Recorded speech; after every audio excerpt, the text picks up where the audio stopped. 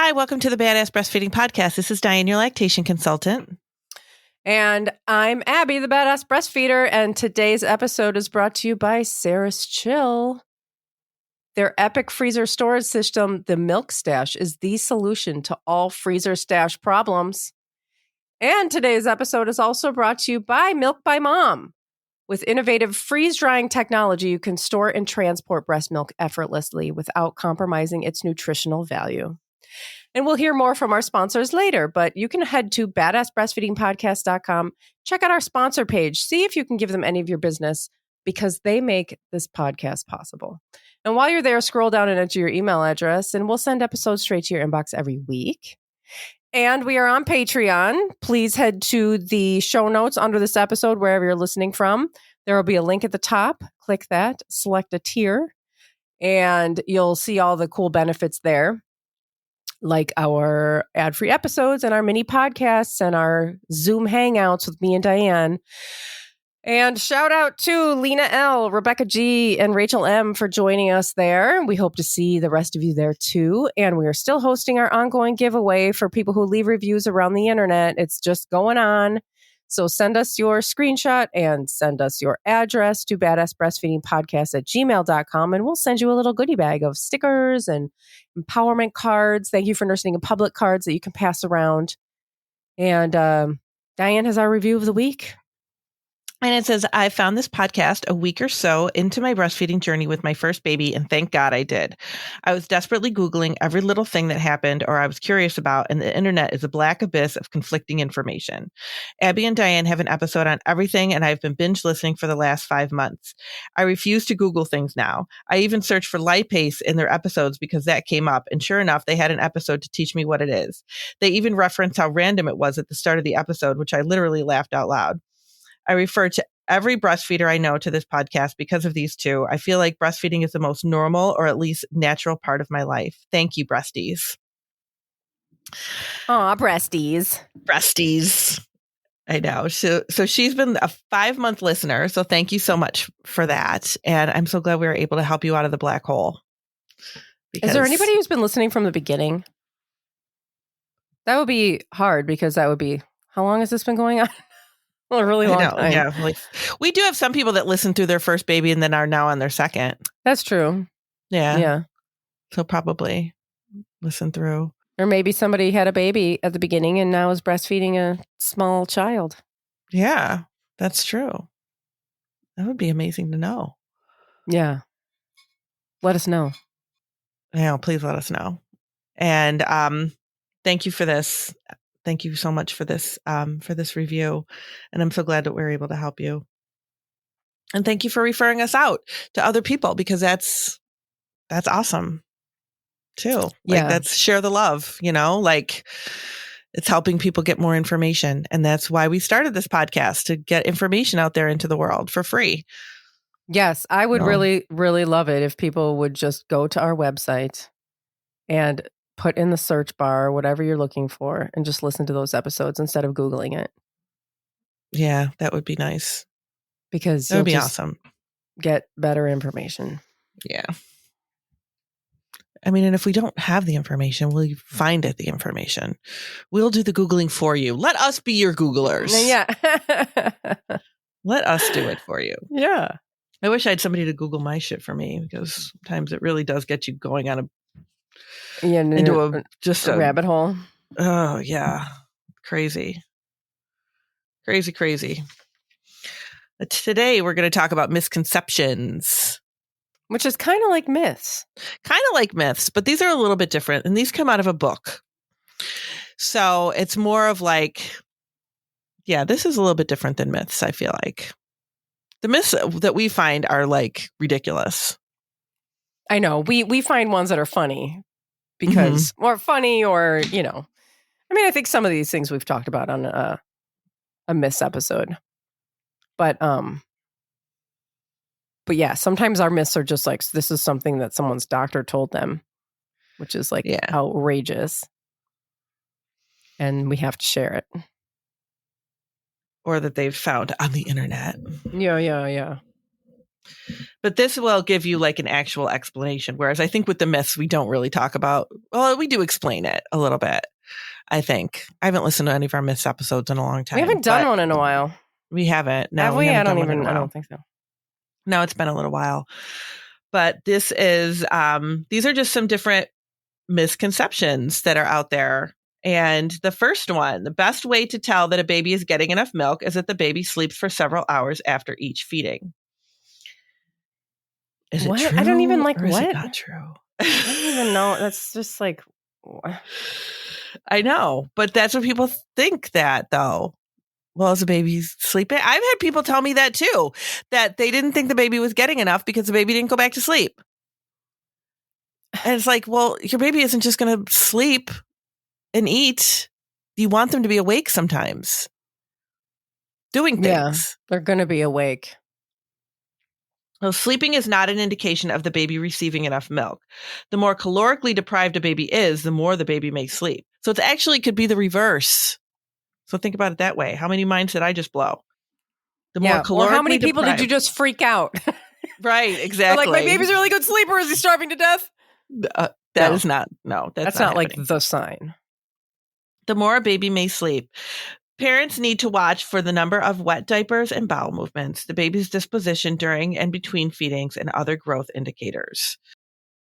So, wet and dirty diapers, like we're always telling people, it's so simple. It is really that simple. I never believed it was that simple. I remember my sister telling me, just look at the diapers. And I'm like, that is not enough. I need something more. I don't know. You'd think that's concrete enough to look at a diaper, but yeah, I felt like I needed something more than that. And you really don't. All you need to know is if your baby is pooping and peeing well, if you're changing a lot of diapers, your baby is getting enough to eat. Bottom line. Yeah, I mean, it doesn't come out unless it went in. Exactly. And sometimes people say, oh yeah, I change a diaper after every feeding. Well, that's a lot of diapers. That's a lot of diapers. So you know that they're getting enough to eat if that's the case. If you're changing a lot of diapers, your baby is getting enough to eat. It is important to wait at least 2 to 3 hours between feedings so the breast can refill and the baby does not use the mother as a pacifier. Oh my God. The breast is never empty. As the baby removes milk, the breast produces more milk. The shorter period between feeds, the higher the fat content of the milk. Waiting a specified period between feedings can decrease milk production and lessen the amount of fat the baby receives. Additionally, sucking is soothing to the baby. Babies should be pacified at the breast rather than a rubber nipple pacifier.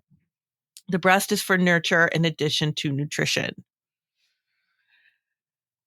There's a lot there. There's a lot to unpack there. Yeah. So the breast is never empty. Yeah. And waiting for the breast to fill up is like the worst possible thing you can do. Right. I do have people that say that though. Yeah. Right. Yeah. And that's not a good idea. Mm-mm. Like, oh, if I just wait a little longer, then I'll pump more milk or the baby will get more. All you're doing is giving your body the signal that it doesn't need to make more milk because that milk isn't being used. There are so many misconceptions about how your body makes milk and what happens with it. I mean, I just, again, the other day, I had somebody text me and say their pediatrician told them to pump after feeds to see how much milk they're making. Like, there is so much misconceptions behind feeds, behind your milk supply. It's just crazy. Yeah. And like some of this is very familiar to me from that formula marketing episode that we did a couple weeks ago, that some of these ideas were put into our heads generations and generations ago, and they became cultural norms. And they became just a normal way of thinking about our bodies and feeding babies. And none of it, it's wrong. And it helps it helps the company make money. Mm-hmm. It really does. You know, and then, but also if you think about it, if somebody says to you, well, pump afterwards to see how much milk you're making, or pump to see how much milk you're making. Well, what's a good amount? Does anybody tell them what to watch for? Just see how much. to see how much. And then we'll tell you it's not enough. Like, yeah. Like, that's crazy. And then you're pumping after every feeding. Like, that's a lot to do. And then you're going to cause an oversupply. I'm just going to say, then your body thinks that it's feeding 2 babies. Right. Which brings a whole slew of other problems. Yeah. So if we just listen to our baby and feed on demand and give our baby what we, I mean, whether it's every 2 to 3 hours, but then you get, people, well, if your baby wants to feed every hour and a half at certain times of the day, then people are like, oh my God, I'm not making enough milk. Something's wrong. Why does my baby want to eat? It's not 2 hours yet. It's not 3 hours yet. If you're just feeding them on demand, which we always say, just feed on demand, all that means is you're just feeding your baby when they're showing you signs that they want to be fed. But people say, well, that's too much. You shouldn't be feeding your baby all that. Your baby shouldn't need to eat that frequently. Yeah, right. Mm-hmm.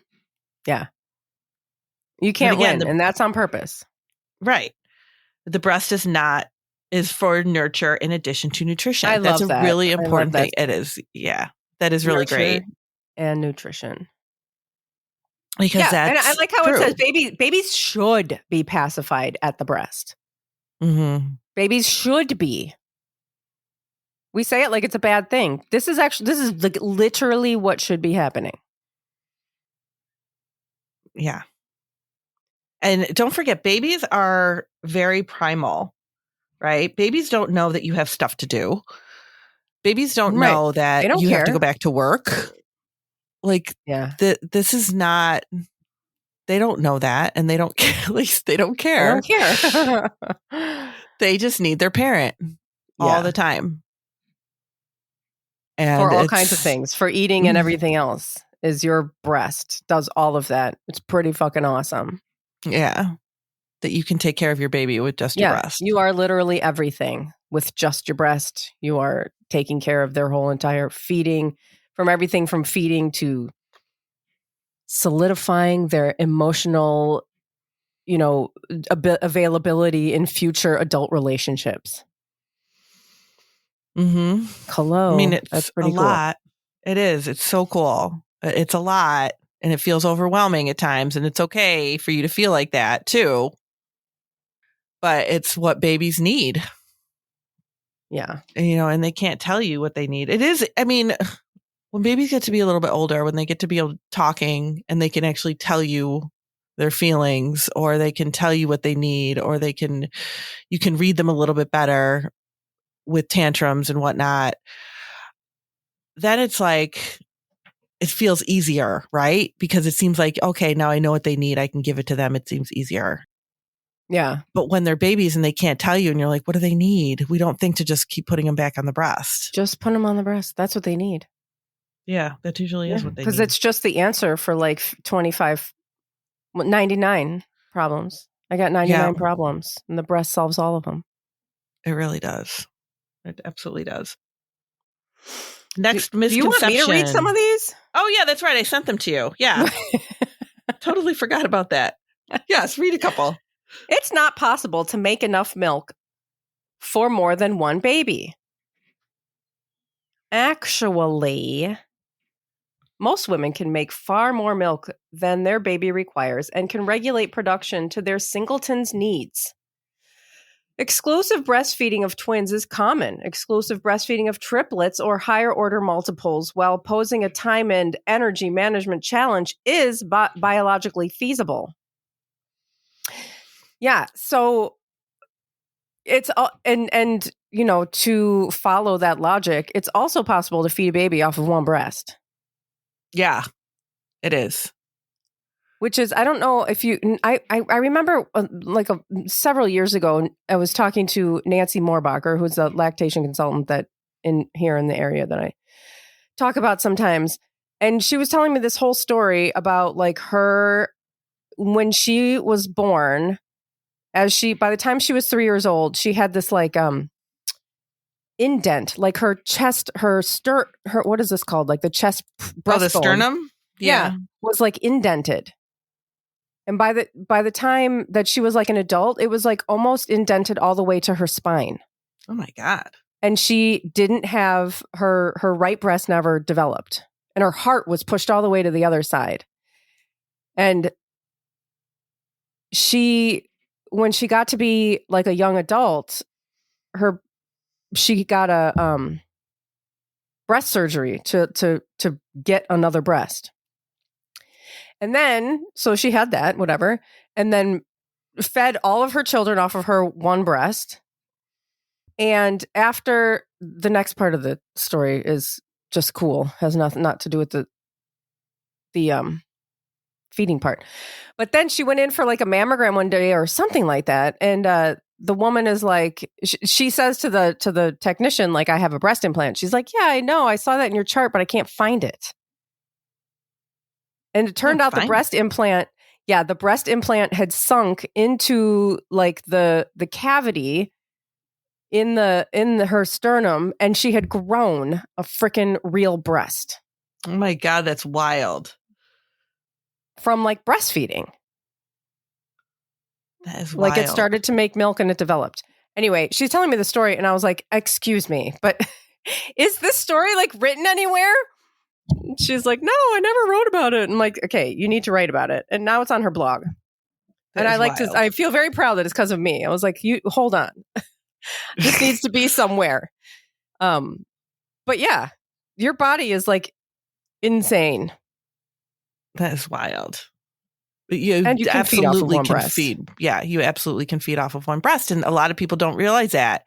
You think you need both, and you don't have to. You can feed off of one. Yeah, meaning that you can make plenty of milk for twins, triplets. And yeah, nursing triplets is like, that is literally just like time management issues. Yeah. I knew a woman who breastfed her triplets, and there was a lot of pumping involved, because then they would be doing like, help. She would breastfeed 2, and her husband would bottle feed 1, and then they would like rotate at the next feeding, and then she would nurse, like, it was kind of just like a rotation. Yeah. Sounds exhausting. No, it does. And that's one of the things, like with my twins, and my twins were exclusively breastfed, but I remember thinking, like, because people were like, you're not going to breastfeed those twins, are you? Are you going to have enough milk? How do you know you have enough milk? And I was like, I'm not worried about milk. I'm worried about time in the day. Like, that was really my bigger concern, was how to make everything work in the time that was allotted to me, and also having a 2-year-old. Yeah. So that was a lot. But I probably, thinking back, I probably had an oversupply, because I remember pumping a lot of milk, because I did pump like once a day, and I remember pumping large amounts of milk. Oh. And probably could have fed triplets.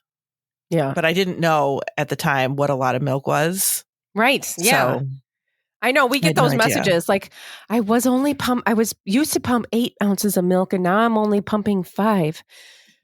What's happening? And I'm like, that's like, normal. Oh my God. To people like that, I'm always like, I know. I'm always like, you need to lose a little bit of that supply. Yeah, exactly. You need to calm it down a little. You're going to end up with like infections and stuff. I know. Yeah, it's crazy. Okay. We should take a break. Oh, shoot. Okay. And be right back with more misconceptions. Let's see. Oh my God, my papers. Okay, sorry. Today's episode is brought to you by Sarah's Chill, a company that never stops making the lives of breastfeeding parents easier. Tons of expensive landfill plastic and short-term products are so yesterday. Created by a mom for moms, Sarah's Chill knows how important every ounce of breast milk is. Their epic freezer storage system, the Milk Stash, is the solution to all freezer stash problems.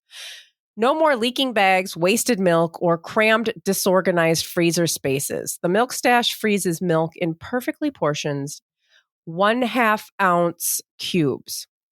So you can easily defrost the exact amount of milk you need for a bottle without wasting an entire bag. It's space saving, it's easy to clean, and great for teething nets.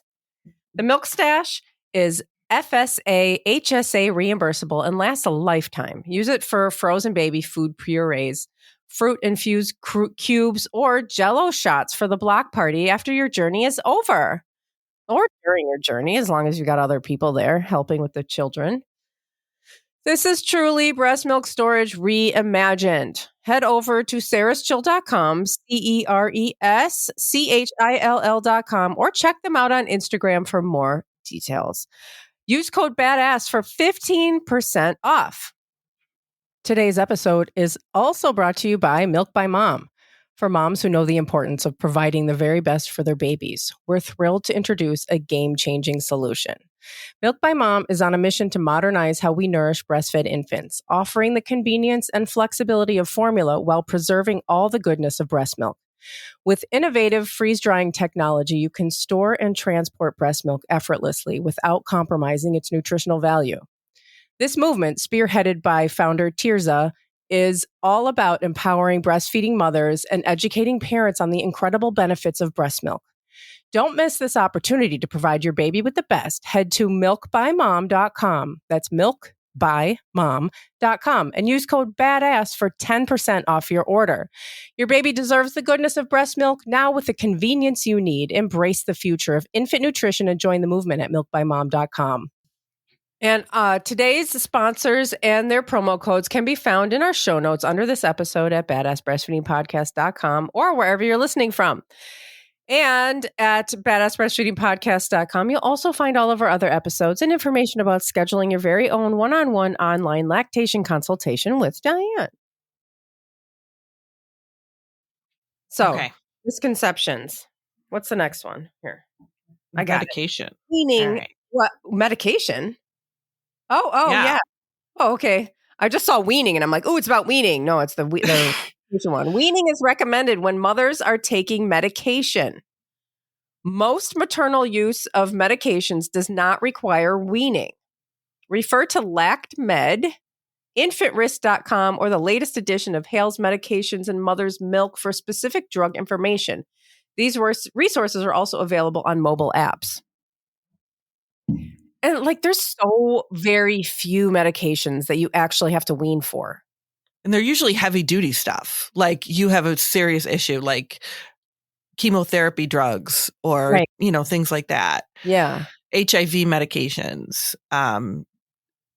But your average, I have a headache, I have a cold, I have anxiety, I have bipolar. Exactly. These medications. I have depression, any of that stuff. Yeah. You can search, you can look. Do the research yourself because a lot of times doctors are just like, no, we don't, no, you can't, because they just don't know. They literally don't know. They say it's not safe and they don't know.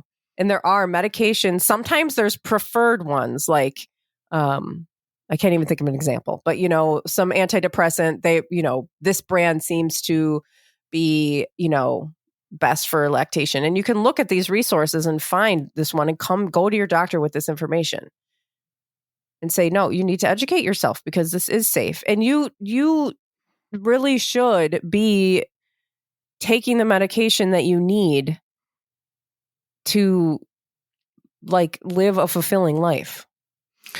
And it's really, but people go, oh, well, it goes to the baby. It might go to the baby, but we have to look at how much of it goes to the baby. Is it enough to really make a difference? How old is the baby? Is the baby old enough that they're metabolizing just fine? There's a lot of variables that go into medication. It's not just like, oh, you're going to take this medication. Well, it's going to go to the baby. You can't. Is it a medication that they would give to infants anyway? Because there's a lot of medication that they give to infants. If infants are sick, if infants are compromised, there's a lot. So if it's something that they would give to an infant, can they give it to you? Can you take it? Absolutely. So you really need to look into it. Guaranteed you took something much harder during labor. Oh, yeah. Oh, yeah, for sure. You were off your rocker. At least I was. Mm-hmm. My first delivery. I was high as a kite. Yep. Yep, absolutely. And then I was like, oh, I don't want to take an ibuprofen. Oh, no. I shouldn't take the ibuprofen. It might hurt my baby. Nope. No. Yeah. It's so we just don't stop and think about it sometimes. I didn't. Yeah. No, it is so important to take care of yourself. It really is. Don't struggle. Don't suffer. Don't be like the martyr and have to, no, I don't want to take that because it could go to my baby. It really, and I know we've talked about this in other episodes where we've talked about like medication and we've talked about like postpartum mood disorders and stuff like that people are like, I don't want to take this medication for anxiety because it could go to my baby and that will give me more anxiety. And it really just becomes this cycle. But take care of yourself. That's bottom line. You need to take care of yourself so you can take care of your baby.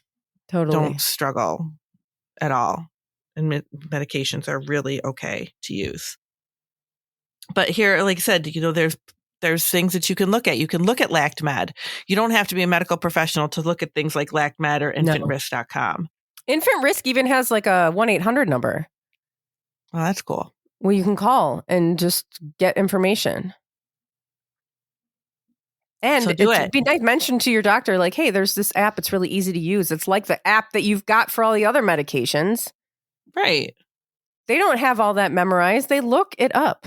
Yeah. I mean, it's just... But they don't go to the lengths to look this up because it just doesn't matter to them. They don't...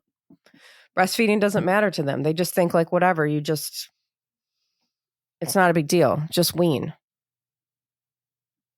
And that's not necessary the majority of the time. Almost all the time. It's not necessary. And it's so condescending and it's so disrespectful to say that to somebody. Mm-hmm. Like your mental health doesn't matter. Which, by the way, the choice of feeding your baby is connected to your mental health. Mm-hmm.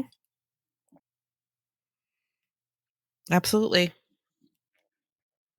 So feedings, we're on to feedings. Breastfeeding requires more of the caregiver's time than bottle feeding. And here they're talking about rooming in, but let's talk about when you're not in the hospital, because rooming in is when you're in the hospital. Breastfeeding requires more of the caregiver's time than bottle feeding. Absolutely not. And there is research to show that the bottle feeding actually takes longer. Once your baby is an efficient breastfeeder, so we're talking once they're, a couple weeks in, it's faster to nurse your baby than it is to make a bottle and bottle feed. And honestly, if you're bottle feeding, if you're bottle feeding the way you should be bottle feeding, it should take as long as it does to breastfeed. So to say that bottle feeding is faster and easier is nonsense, because it should be taking just as much time, if not longer. Then you add in how long it takes to prepare, which it should be, exactly. And to clean up. Then you got to clean the bottles and everything too. To say that it's easier. Who in their right mind would say that it's easier? That's the whole reason why I decided to breastfeed. I tell people that all the time because I thought it would be easier. I didn't know. I was like, what kind of formula will I use? What if they don't like that formula? How much do I give? How do I know how much to give? How do I prepare it? What do I do with it? I'm like, that just sounds like too much work. It just seems like way too much work. Yeah, I don't know why anybody would say that it's less time. It doesn't make any sense to me. It really doesn't. It really doesn't. Time at the breast needs to be limited in the early days to prevent nipple damage. Poor positioning is the major cause of nipple pain, not the amount of time a baby nurses. Babies need unlimited access to the breast. Early, frequent feedings increase milk production. Time limits increase the incidence of jaundice, inadequate weight gain, engorgement, and low milk production. Bam. That's it. I mean, yeah. That doesn't make any sense. Time at the breast needs to be limited? Yeah. I mean, well, I guess we say that about all kinds of things, right? Yeah. Schedule it, limit it. I mean, if you have nipple damage, you need to see a lactation consultant. That's the bottom line. Not just, let me just feed less or let me pump instead. Sometimes if it's really damaging and pumping is not causing you pain, then we might do that while we're healing up the nipple and fixing the latch. But you shouldn't just, because I've had people that waited for weeks to see me or to see any lactation consultant because they had pain and they had nipple damage. They figured I'll just pump and heal it up a little bit and then put the baby back on the breast and then they're cause more damage. It's like, no, we need to fix the latch. Mm-hmm. That's the bottom line. You can't put all these Band-Aids on the whole situation. You need to fix the latch. to make that pain go away. And that's it. And if your pain, we fix the latch, the nipples will heal, and the nipples will heal pretty quickly if you're not re-injuring them. Right. Yeah. Okay. You want to do the next one? Yeah, sure. Most breastfeeding parents will experience nipple pain. There are typically brief moments of latch tenderness when breastfeeding begins. Nipples should be pain-free within a few minutes after latch and between feedings. This sensation disappears within a few days and does not interfere with breastfeeding. I mean, if you've got pain that's interfering with breastfeeding, something's wrong. Mm-hmm. It's not just like that. This is something that you hear a lot. It's just like, just deal with it. Breastfeeding hurts. You have to just push through the pain. I hate that. I hate that too. Don't push through any pain. No.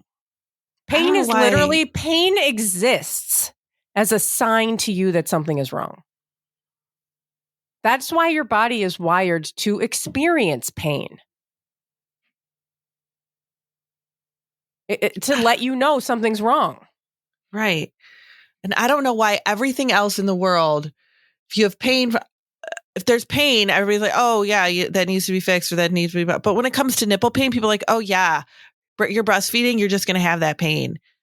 And then your nipples will toughen up. It'll go away. Just you're breastfeeding. Of course it's painful. And I'm like, oh my gosh, no, that's not the case. I know. In any other circumstance, that like if anybody went into their doctor and was like, I'm experiencing pain, they'd be like, okay, pain relievers or what's going on. Mm-hmm. Immediate pain relievers while we figure out what's going on so that you're comfortable. Breastfeeding? Nope. Deal with it. No. Yeah. That's a sign something is not right. That's a sign something's wrong with your doctor. And I've had people tell me that, like, and I tell people when I do breastfeeding classes, I'm always like, if you have pain that lasts through the entire feeding, that is a sign that there is something wrong. If somebody tells you that that's normal, because I've had people tell, like, their nurses in the hospital, I've got pain with breastfeeding, and have the nurses say to them, yes, you're going to have pain. Yeah. You're going to have pain in the hospital, or you're going to have pain when the baby breastfeeds. You should not have pain that lasts throughout the feeding. That is a sign that there is something wrong. Don't let anybody tell you differently. If they tell you differently, they're not going to be able to help you. Clearly, because your pain's not a problem. Right. Your pain is not a problem for them. They're going to tell you that that's normal, which it's not. Yeah. I mean, anybody okay with me being uncomfortable is like, I don't like it. Like, that's when I went to my doctor, who I actually really like and has helped me through a few things over the past several years. But like, I went to him about my knee pain when it first started happening. And he's like, well, we just have ligaments down there that get kind of sore as you get older. Oh, dear. Well, after a year of suffering and finally going to other doctors, I have a torn meniscus. Oh. It's very clear on the MRI. And I actually saw a surgeon last week who was like, you have a torn meniscus. That's not going to heal. It's going to hurt until we fix it. And I'm like, thank you. And then people are like, do you want us to send this to your primary care doctor? And I'm like, no, he told me my ligaments were just sore. And they're like, oh, well, he doesn't need to be a part of this then. I'm like, yeah. Oh my God. Like, don't I'm in pain. And I'm literally, right. it was at my physical, like my yearly physical. Oh my God, that's so discouraging. What? Stop brushing people off. Anyway. So discouraging. It is so discouraging. It really is. Ugh. Breastfeeding doesn't need to start until the milk comes in. Colostrum is present. Yeah, I know, right? Oh my God. Colostrum is present from approximately the 4th month of pregnancy onward. It is the first milk and sustains the baby until full milk production is established. Healthcare providers should support breastfeeding within 1 hour of birth, followed by unrestricted feedings. That is something that is like, I don't want to say new, but I remember like when I was first doing this job and I was working for WIC, and we used to go up to the hospital to see parents. And I would go up, like they would tell us when the babies were born or whatever. Or sometimes I would have clients that I connected with that would tell me when the baby was born and would want me to come up right away. And I remember my mom would be like, how soon do these babies eat anyway?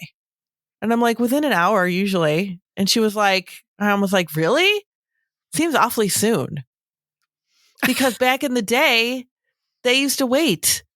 And they didn't feed babies. Yeah. Within an hour. I feel like I remember that from the breastfeeding politics of breastfeeding book, where they would they would like wait. They'd give them like sugar water or something, some kind of something in the first few days. I'm actually flipping through the book trying to see if I can find it. But anyway, but that's like a thing. Like, I feel like there's also different cultures where there's like some sort of belief that the colostrum is not safe. Yeah, and they don't feed the baby until the milk comes in. Yeah. Mm-hmm. Yep. Absolutely. But you don't have to. You have colostrum, which is what the babies need. And then I read one time that like if animals don't get the colostrum, they're no good to farmers. Oh, really? Because they have to have the colostrum. Yeah, I've read that before too. That it's so important for the animals to have the colostrum. Well, yeah, I mean that's like that's the whole beginning of like the immune system. Yeah. Being established, and like, I mean, that's if anything, get the colostrum. Yeah. It's crazy. All right, should we do one more? Is there only one more? No, there's more than that, but we only have time for one more, really. There's a lot more. I don't think you gave me all of them then. Yeah, no, there's more on the back. Okay, there's one more. I'll do it. Okay, I can't find it. Newborn babies typically need to eat every 4 hours. Breastfeeding babies may want to nurse as frequently as every 1 to 2 hours in the early days. Enforced scheduling of feedings ignores hunger cues and affects acquisition of the parenting role and parent self-efficacy. So we want the babies to eat more than every 4 hours. Obviously. Yeah, I mean, that's the whole don't schedule the feedings thing. Breastfeed on demand. But often if you're bottle feeding, if you're formula feeding, they're eating like every 4 hours. And that's because you don't want to just be feeding constantly. Right. You're feeding larger volume, so your baby is going larger amounts of time. What is helpful for babies, because their stomachs are so small, is smaller feeds frequently. That's what they do just naturally. It is unnatural to feed them large amounts and stretch it out over time. I mean, it just is. Now, so can you flip? Just like read through them real quick. Okay. Let me bring my book a little bit closer. After milk production is established, the baby will usually take most of the milk in the first 5 to 7 minutes. Healthy babies know when they are full and will detach from the breast satiated. There are multiple letdowns throughout a feeding, so the baby should be in charge of determining when the feeding ends. Each baby's breastfeeding pattern is different, and the baby should determine the end of the feeding rather than having an arbitrary time limit imposed. Yes. Sucking time should be limited on the first breast, so the baby will take the second breast. If the feeding ends on a breast before the baby receives hind milk, and this is kind of high milk, foremilk thing is kind of junky. The baby may ingest large amounts of foremilk and develop colic-like behavior or poor weight gain. Babies should be allowed to end feeding on each breast on their own. Encouraging the baby to take the second breast after ending independently on the first breast stimulates milk production in both breasts. Formula. Infant formula is just as healthy as human milk. Cow's milk is healthiest for cows, just as human milk is healthiest for humans. Infant formula is inherently inferior to human milk for human babies. And we know that to be true. Are there too many to read? Is it like endless? No. Okay. There's only 2 for formula and then like 3 for supplementation. Okay. So breastfeeding is essentially an alternative to formula feeding. Breastfeeding is much more than delivery of human milk. It is a dynamic bonding process which reinforces the biological relationship between parents and their babies. Breastfeeding involves people, not simply infant food. Mm-hmm. And now there's just 3 more. I know, I like that. Bottles given to breastfeeding babies do not interfere with breastfeeding. An artificial nipple given to an infant in the early weeks of breastfeeding has the potential to create a preference for the artificial nipple. Bottles should be avoided until breastfeeding is well established. And that's usually only a couple of weeks. Water supplementation will help prevent or reduce jaundice in breastfeeding infants. A jaundiced baby Jaundiced baby needs the increased stooling facilitated by the child's consumption of colostrum. The correct response to jaundice is to increase the number of and effectiveness of feedings. Water supplementation can decrease the amount of breast milk a baby consumes, which can increase bilirubin levels and result in weight loss. Giving water reduces the baby's caloric consumption and ability to self-regulate intake. And the last one is formula supplementation is necessary when milk production is low. Most times, the solution to low milk production is to increase the frequency of feedings and ensure correct positioning and attachment. Additionally, formula exposes the infant to a greater risk of disease and sensitizes the child to cow's milk protein. Breastfeeding babies should receive no artificial baby milk unless medically indicated. And that's misconceptions. That's good stuff. It is, huh? Yeah, it is. It is. Thanks for listening. Thank you. Bye.